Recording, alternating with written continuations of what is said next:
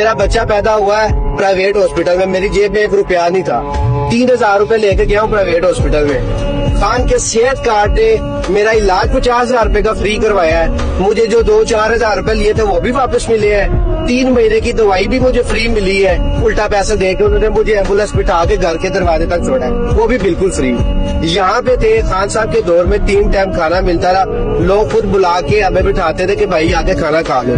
पनागाह में हम सोते थे, हमें कोई मसला नहीं था। तो जब से खान के मैं अभी कसम खा कर रोजी के तिये पे हूँ। खान जब तक थे हमें हर चीज मयसर थी, किसी चीज की कोई चीज मसला नहीं था हमें। तो जब से खान साहब गए ना, वो दिन आज दिन अच्छा दिन नहीं देखा।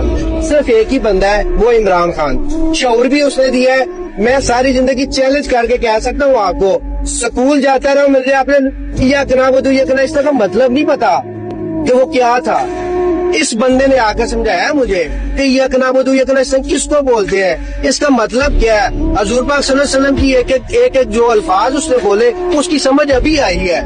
हज़रत उमर की समझ अभी आई है। हज़रत अली ये जो जब भी बयान देता था, कोई भी कॉन्फ्रेंस करता था, अभी हमें पता चला है कि हमारे जो 1,24,000 पैगंबरों की ये कारकर्दगी है। इससे पहले स्कूलों में हमें ये चीजें नहीं सिखाई गई।